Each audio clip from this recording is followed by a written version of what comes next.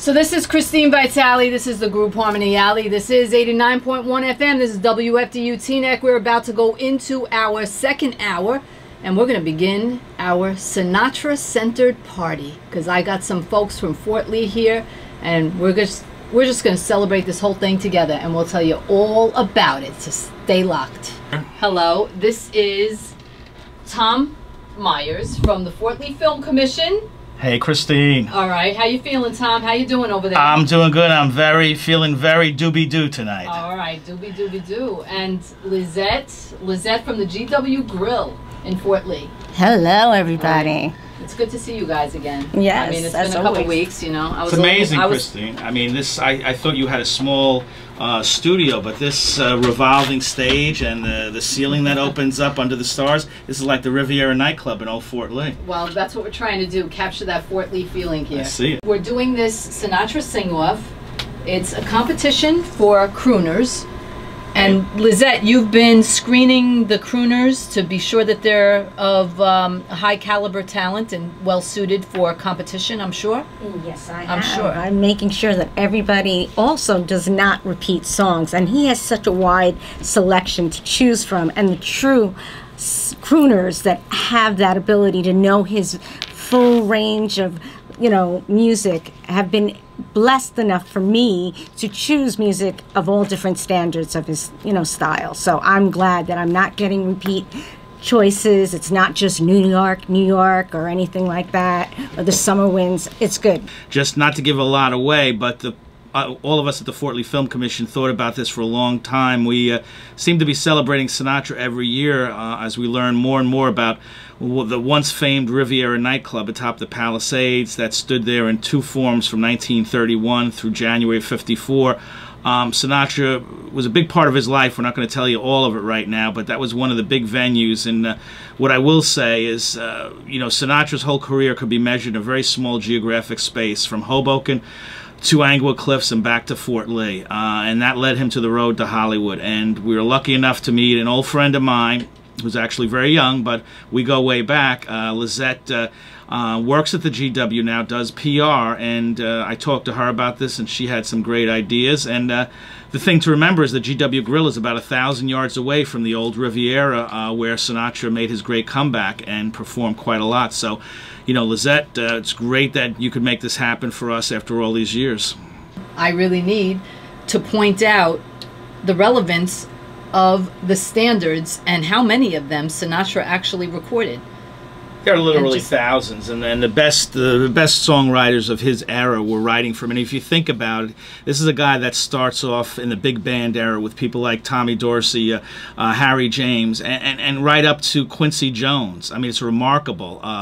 So you talk about how this guy changed with the times, and yet his voice was still solid. And even when his voice wasn't particularly as solid as it was, even in his older years, he was a great interpreter of songs. And as we discussed before, a lot of it was group harmony. Look at who he sang with. Even when he was a solo, he sang with other people all the time. And in a way, what better cool group harmony group was there ever than the Rat Pack? Dean Martin, Sammy Davis, Frank Sinatra. I mean, come on. Robin and the Seven Hoods, you even add Bing Crosby into the mix. It's an amazing group harmony. They're a very expensive group harmony that you couldn't afford today, but a group harmony nonetheless. With ultimate style. They always had class and style. That's the beautiful thing about them. Yeah, and if you even look at the people today or from several years ago, even young rappers or what have you, I mean, they know who Sinatra is. They exemplify Sinatra. They like the style of Sinatra. That never goes out of date. So I think Sinatra will be always relevant. And for us here in Bergen County and Hudson County, it's really close to home because this is where he came from, and this is, no matter where he went, he was always of this area.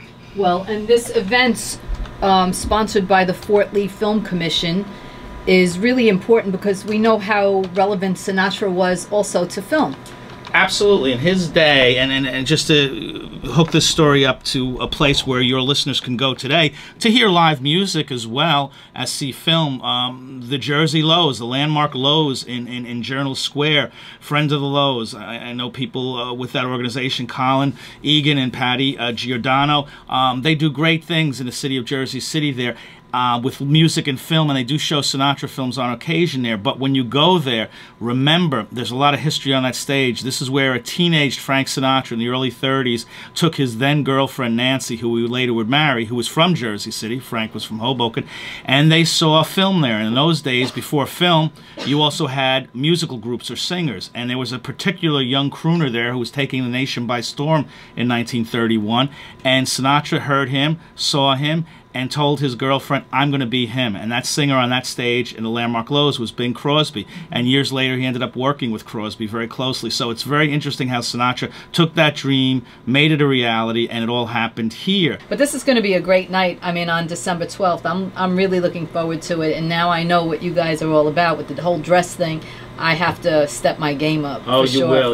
And, you know, you mentioned something before about when you were playing one of the tunes, mentioning that Sinatra recorded for Columbia and then Capitol. And labels meant something in those days. And when Sinatra was performing for Columbia in the late 40s, his voice started going. He got a divorce. He married Ava Gardner. Everybody knows that story. And it was a decline in his career. He was let go of by MGM and eventually by Columbia. And that nightclub in Fort Lee, just to give you a quick story, in 1951, the fall, 1,000-seat nightclub, half full, and nobody came backstage to see him. A year later, he signed a recording contract with a new company called Capitol for him, and he had a new arranger on board, Nelson Riddle, and he had a smaller but different band, and they came into the Riviera for 2 weeks in September of 1953. First time was 52, I'm sorry. This time was 53. And this was just after a movie he was in was released called From Here to Eternity. It became a big hit, and he ended up winning a Best Supporting Actor Oscar for his performance as Maggio in that great film. He opened up at the Riviera. It was a sold-out house. This came from people who worked there, who I knew, and it was full of celebrities the first night, 1,000 seats. Two of the biggest celebrities in America at the time were turned away, and that was Dean Martin and Jerry Lewis. They couldn't get in. There was no room for them. That's how big he was. And the interesting thing about that, he was trying to get a handle on his sound, so he recorded the last night he was there, and thanks to Donna Brennan, who did some research, we were able to find those recordings, and we're going to play some of those audio clips the night of the event, and they're amazing because these are songs he's singing before he recorded them for Capitol, and he's talking about how this is a really new sound for him, and this was the birth of the sound that everybody remembers Sinatra for. Those 50s into the early 60s songs, the charts by Nelson Riddle, the rhythms, I mean, these are the best of the best, and all of that started back here in that nightclub on top of the Palisades. And if you go 1,000 yards west of that nightclub, we're going to try to capture some of that lightning in the bottle on December 12th with our Sinatra sing-off. But this is where his whole career came back in a big way. In the end, he came back bigger than ever, and it's very, very important to know that that comeback happened in Bergen County, New Jersey, at the Riviera in Fort Lee, only a few yards away from the GW Grill. So that's why we're here to celebrate his life on December 12th, on the date of his birth, his 99th birthday, with Christine Vitale of WFDU being our judge, along with Tommy Austin of the Royal Teens, and our hostess with the mostest, Lizette of the GW Grill, who's going to help us in a big way pull this together.